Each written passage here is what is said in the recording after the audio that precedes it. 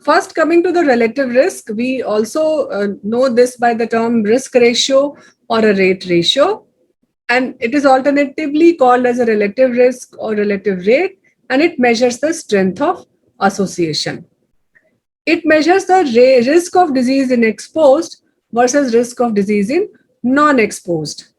And it is usually that is there in case of a prospective study when you follow a group of people over a period of time and see the outcome. So you divide the group between the risk factor presence and absence of risk factor. You follow that group up for a 10 to 20 years or for n number of years or period, and then you see the outcome, the presence or absence of outcome. That is the relative risk.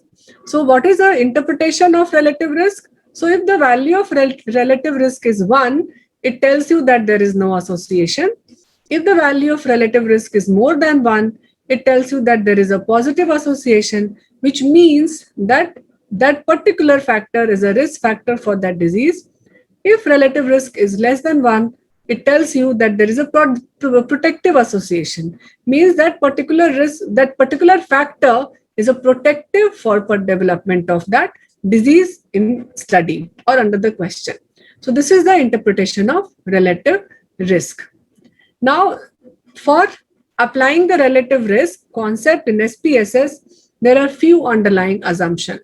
The first assumption is that there should be one dichotomous variable, dependent variable, and one dichotomous independent variable. Here I have written dependent in both the cases, but it's wrong. It's a typo error. So one will be the independent and the other will be the dependent. And it is also like 2 by 2 table, because here also for applying this risk, we will use a cross tab option.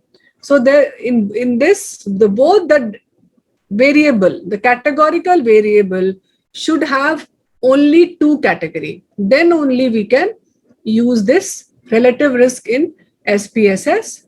Then there should be independence of observation. And then the third assumption is that usually it is applied for a prospective cohort or a retrospective cohort, and sometimes in the cross-sectional. But cross-sectional, usually we don't do it. It is basically for the prospective and the randomized control trial. So for cohort study, it is very uncommon these days, like because of the lack of time and difficulty in following up, very few of us do a cohort or a prospective study. In this study, initially, none of the participants have the disease before we start the study. So we classify the participant according to the exposure status, we follow them up, and then we see the development of the outcome, like how many of them develop the disease in each group. That's the design of a cohort study. Now, if you see the 2 by 2 contingency table, there is an option of risk in this here in the Kappa and McNemer. You have to take that. We'll see that once I finish this. So this is again applied with the help of a 2 by 2 cross tab. And here you click the observed and this row percentages, and then you see the outcome. So this was there. Now coming to the odds ratio. So odds ratio, there are few underlying assumptions. The assumption is again the same, that there will be one dependent and one independent variable, and there will be independence of observation, and it is applied. This is this thing, I think this is a repetition. So yes, so just leave those slides. So coming to relative risk. So odds ratio is again the same option, and the same what we can say is the interpretation. Like the interpretation of odds ratio is also, if the odds ratio is more than 1, that particular factor is a risk factor, and if it is a less than 1, that is a protective factor. So now coming to the data, if we come to the data, SPSS, so I'll open this risk estimation data sheet and I'll see the questions. What are the questions?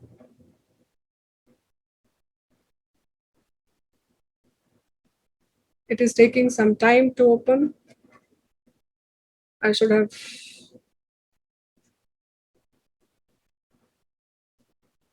So till the time, we will see the question.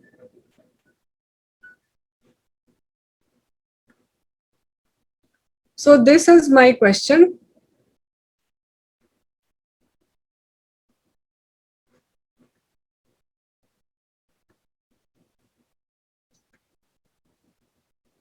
So this is my question, like, I want to determine whether gender has any association with the cardiovascular disease status. And if it is not associated, then if it is associated, then what is this amount of association?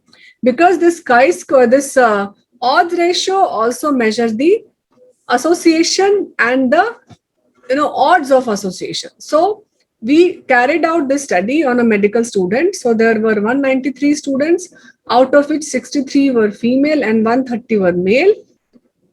So if no, this is for the relative risk. Let me go with the above example. Yes. So sorry, this was for the odds ratio. So for the odds ratio, the question is, I want to determine whether gender has any association with the cardiovascular disease. So I have carried out this study on a faculties of medical college where there are 193 faculties. I have asked for their gender and their cardiovascular disease status. And finally, I have tabulated my result. So I have to calculate the risk estimate for this study. So this will be the one study design. The same thing can be done with a prospective study. So what could be because the difference between the relative risk and odds ratio is the only in terms of a study design. So see the second example. Here the 193 students, I have followed them up for 20 years and I have seen the occurrence of CVD. Maybe I have inquired from telephonically or from mail, but I'm inquiring this after 20 years. So this, we have tabulated the data and then we have seen the result. So now coming to the SPSS, if you go to the SPSS and see this, so go to the analyze option, descriptive, again the same option of chi-square which we have used. So I have to see the ratio odds of cardiovascular disease between gender, male and female. So I will put this gender in the independent one. So it will go to the rows and the CVD status to the column. So remember there in the same example we did with the association where we took the chi-square value and we have seen the association between these two. Here we want to see the odds. So for odds, you have to go to the statistics. Here there is an option of risk. Can you see here the risk? So I'm not clicking this chi-square or phi or Kramer V or anything else, but only the risk. And then I have pressed this continue. Then go to the cells. There I have only seen the observed one and percentages because I need to present this in the 2x2 table also. And then continue and then press OK. So if you press OK, you will see a output. So in the output, you can see it is a 2x2 table where it is the same table where you have seen that we have interpreted the association in terms of the presence and absence of cardiovascular disease and gender. Here, since we have clicked the risk, so you will have an output which will show you the odds ratio and a relative risk. What the SPSS does, it gives you both the output simultaneously. It's up to you. You want to take relative risk estimate or odds ratio risk estimate. Generally, we do the odds ratio because most of the time we do the calculation based on a cross-section sample. We don't follow, we don't do it in a prospective manner. But if you are doing, and if your research question is like a prospective study design, and if you want to estimate the relative risk, you may take this relative risk. Now, just pay attention for a few more minutes because this interpretation of this table is a bit tricky. How? So this 2.2, and it gives you the confidence interval, the lower and the higher. So it is writing the odds ratio for gender. Remember, the odds ratio SPSS takes the lower value, means lower coding as a reference. Means this 2.2 tells you the odds of cardiovascular disease in male as compared to female. Why? Because we have coded female as 1. If you go to the data and like if you see the gender, 2. So you can see here by conversing that 2 was male and 1 was female. So we have coded, or you can see from here also. So lower code was given to female. So odds ratio in SPSS tells you the odds of a disease with respect to the lower code. So here this 2.2 tells you the odds of a disease in male as compared to female. Is it okay to all of you? Can you remember this, that the SPSS gives the, because the reference is very important. 2 by 2 in context of what? So 2 by 2 is the odds of cardiovascular disease in male as compared to female, because female was coded 1. So it has got a lower coding. So it gives you the result in terms of a lower code. Now coming to the cardiovascular disease, this you now see that the for cohort cardiovascular disease absent. So I'm not interested in this absent, so I'm just leaving this for now. Now I am interested in, for cohort study, the presence of cardiovascular disease. So here you will see it is saying 0.74.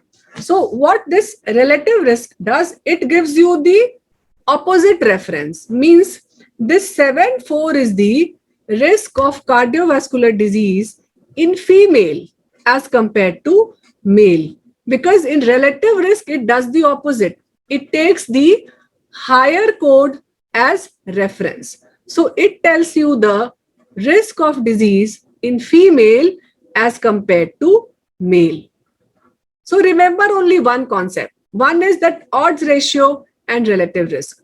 So odds ratio takes the lower coding as reference, whereas the relative risk takes the higher coding as a reference. So if I want to know the relative risk of male, presence of cardiovascular disease in male as compared to female, then I will divide this value 1 by this value. This will give me the actual relative risk. So what I will do, I will open the calculator. I will divide 1 divided by 0.74. So this 1.35 will be the relative risk of presence of cardiovascular disease in male as compared to female. So it will be less than the odds ratio, because odds ratio you can see it is 2.2, whereas relative risk is 1.35. Is it okay to all of you? Did you understand this concept? So the take home message is either you will calculate odds ratio or you calculate relative risk. So to calculate odds ratio, you take the upper row as value, and interpretation, whether it is significant or not, how we say that, if the confidence interval doesn't include 1, you can see it is 1.1 to 4.1. So it is only in one direction. It doesn't include 1. So that means it is a significant value of odds ratio. So the odds ratio is significant. Similarly, if you see the relative risk, it is 0.57 to 0.96. It doesn't include 1. Either it is all the values are less than 1 or all the values are higher than 1. That means it is significant. So by seeing the confidence interval also, even if the p-value is not there, you can say that the result is significant or not. So if you want to take relative risk, relative risk of the presence of disease, then you should take the third row and divide this value 1 by this value, gives the odds of this relative risk in male as compared to female. Now, how to interpret and enter this result in the table? So if you go to the table, this was the question.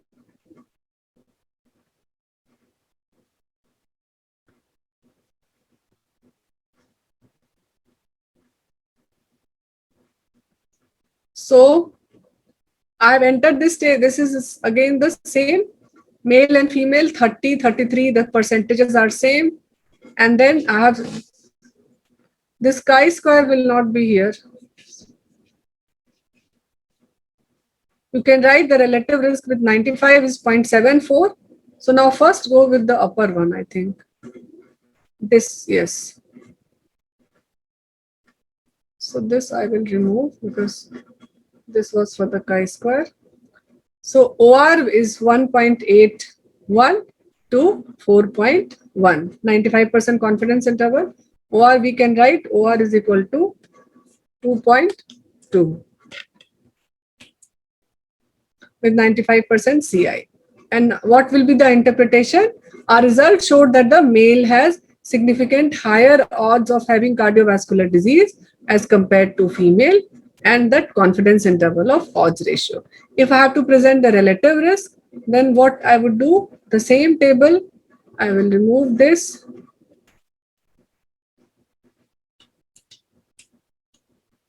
And this relative risk with 95% confidence interval is 0.74. It is 0.5712 to 0.964. So I can write that the females have significantly lower risk of having cardiovascular disease as compared to males. Or alternatively, I can write that the males have got higher risk of cardiovascular disease. And this 135 from where this has come, 1 divided by 0.75 gives you the value of this relative risk in male as compared to female. Is it clear to everyone, or do you want me to repeat any concept till this point?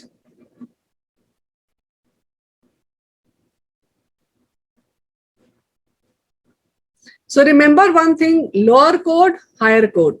So for odds ratio, remember it takes the reference category as a lower code, and reverse in the case of the relative risk.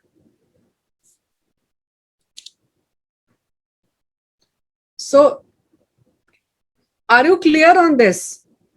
If yes, then we would go to the breakout room.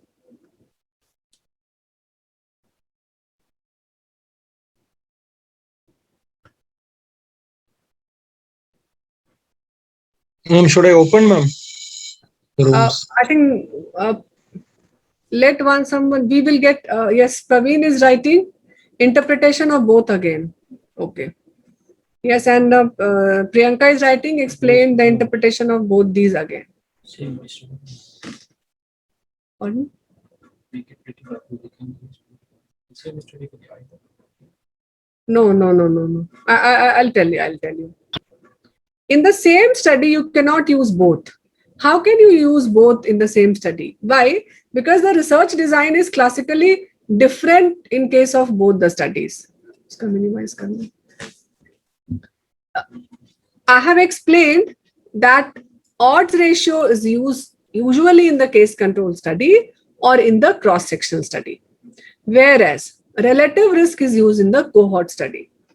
It is never, you cannot estimate relative risk from a case control study or from a analytical cross-section study. Okay. So one thing is clear, that we cannot use both RR and OR in same case. Just to show you, we have shown it with a different study design. Why we did so? Because SPSS gives both these output by single click. It calculates risk. Now it's up to you, which risk do you want to take?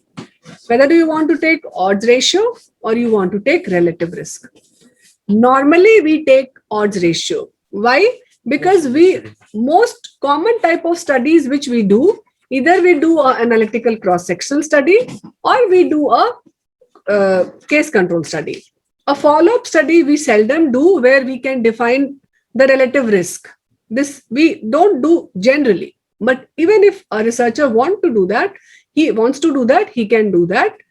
So one thing is clear, that we have to take only one risk out of this output. Either we will take odds ratio or we will take relative risk. Praveen, is that clear to you? Yes, ma'am. Okay. If yes, now I would answer Priyanka's question. That interpretation I will have to explain once again. If you see this 2 by 2 table, what does it say? It again says the same thing where we have used the percentages, that 52% of the female had the presence of cardiovascular disease, whereas 70.8 in the male had presence of cardiovascular disease, right? So if you calculate odds, like we did in the Mentimeter, what would be the odds of disease in male as compared to female? It will be, odds will be the 92 by 38. Is it okay? And odds of disease in female of this cardiovascular will be 33 by 30. So if you divide these, you will get an odds ratio. So what this SPSS does, this value 2.2, if you see here, it is writing the female ratio for odds ratio for gender. Don't go by this female by male, because by this you will get confused that this is giving the odds in female as compared to male. But no, it has just written this. Actually 2 by 2, the value which the SPSS gives, that is with the lower coding as a reference. Did you get this, Priyanka and all other participants? Yes, The ma'am. odds ratio, the SPSS gives the output taking the lower code as reference. Okay. So lower code as a reference, and I have shown you that in this case, we have coded 1 as female. If you get confused while interpreting, please go back to your coding status and see the code. So if the lower code is, whatever is the lower code, it gives you the odds ratio with respect to the lower code. So the lower code in my case is female. So that's why I will say that the odds of cardiovascular disease is 2.2 times as compared in male as compared to female. Is it okay up till this point? If yes, then I'll go to the second concept, that is the relative risk. If you remember this odds ratio, relative risk is opposite. Opposite in terms of taking the reference. Now, if you see this, it tells you the odds of absence of cardiovascular disease, right? Sorry, the risk of absence of cardiovascular disease. This 1.629, what is this? This is the absence of cardiovascular risk of absence of cardiovascular disease in female as compared to male. Why? Because the reference category are opposite in case of a relative risk as compared to the odds ratio. In odds ratio, we have taken lower coding as a reference, whereas in relative risk, it is the higher code as a reference. So it gives you the higher code, means it tells you the, because we have coded 1 as female, so is this 1.6 will give you the absence of cardiovascular disease. So 1.6 means the absence of cardiovascular disease means females are protected because it's the absence. But generally, we never see the relative risk of absence of something. Classically, we define the relative risk with the presence of something. So that's why I have said you that don't see this and just see the third row, because the third row gives you the presence of that particular outcome. So if this outcome, this 0.74, that means again the higher category is male. So it takes the higher category as reference. So this 0.74 is the relative risk of the cardiovascular disease in female as compared to male, because male was coded as 2. So it takes the male as a reference category. So that means it is protective. If you take this value, you will conclude, because the value of relative risk is less than 1, what we did, that particular that females are protected. So 0.74 means they are protected against the cardiovascular disease. If you want to express your result like this, or if you want to say in terms of a male predisposition, then just divide this number 1 by this 0.74 will give you the relative risk in male as compared to female. So this one little extra work which you have to do is you have to divide. If you wish to have the other category as a reference, means if you again here also, if you want to take female as a reference, you need to do one extra work, which the SPSS doesn't do here, is the 1 divided by 0.74 will give you the relative risk of male with the context of female, right? Or you can change the coding. Means if you want to take relative risk, you can code the higher category to the category, higher coding to the category which you want as a reference category. So you can do both ways. It depends on you. Is it clear to all of you? Priyanka, are you clear on this concept now? Yes, ma'am. Thank you, ma'am. Okay. So if there is no query from any other participant, then we may go to the breakout room.